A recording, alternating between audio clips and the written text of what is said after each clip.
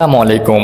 2026 FIFA বিশ্বকাপে group সিতে নিজেদের দ্বিতীয় ম্যাচে মুখোমুখি হচ্ছে 5 বারের বিশ্ব চ্যাম্পিয়ন ব্রাজিল ও ক্যারিবিয়ান দেশ হাইতি।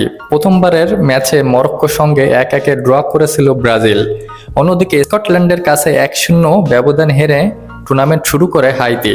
ফলে দুই দলের জন্যই ম্যাচটি বেশ গুরুত্বপূর্ণ হয়ে উঠেছে। প্রথম ম্যাচে ড্র করায় ব্রাজিলের পয়েন্ট 1, অন্যদিকে হাইতির এখনও পয়েন্টে দেখা পায়নি। নকআউট পর্বে যাওয়ার আশা জিইয়ে রাখতে ব্রাজিলের জন্য জয় খুবই গুরুত্বপূর্ণ। হাইতির জন্য এটি বাঁচা মরার লড়াই। আন্তর্জাতিক ফুটবলে এর আগে 3 বার মুখোমুখি হয়েছে ব্রাজিল ও হাইতি। 3 ম্যাচের সবকটিতে জয় পেয়েছে ব্রাজিল। সর্বশেষ 2016 সালের কোপা আমেরিকাতে হাইতিকে 7-1 গোলে হারিয়েছিল সেলেসাওরা। হাইতির বিপক্ষে জয় পেলে ব্রাজিলের পয়েন্ট হবে 4। সেক্ষেত্রে শেষ ম্যাচের আগে নকআউট পর্বের পথে বড় সুবিধা পাবে তারা। তবে ড্র করলে বা হারলে শেষ ম্যাচে স্কটল্যান্ডের বিপক্ষে কঠিন চাপে পড়তে হতে পারে ব্রাজিলকে।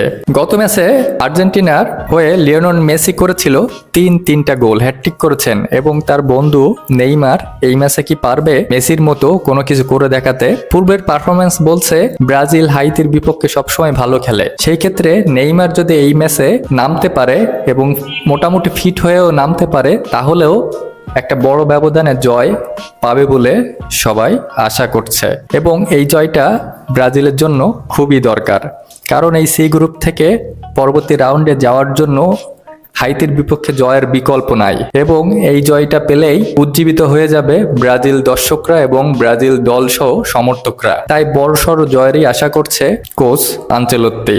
এবং কোচ আনচেলত্তি ব্রাজিলের ফরমেশনে যে কিছুটা পরিবর্তন আনবেন সেটাও বোঝা যাচ্ছে। 20 তারিখ সকাল 7টায় ব্রাজিল এবং হাইতি ম্যাচটা হতে যাচ্ছে ডু অর ডাই। হাইতির জন্য যেমন ডু অর ডাই, ব্রাজিলের জন্য ঠিক তেমনই।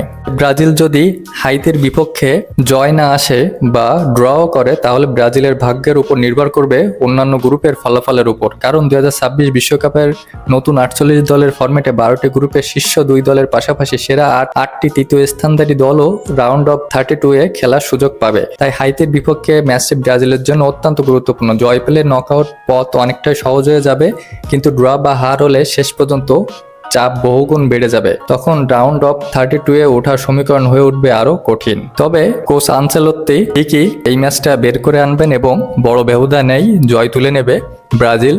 এটাই সমর্থকদের চাওয়া এবং ব্রাজিল ফ্যানদেরও চাওয়া। আপনার কাছে কি মনে হয় অবশ্যই জানাবেন। ভালো লাগলে পাশে থাকবেন। ধন্যবাদ।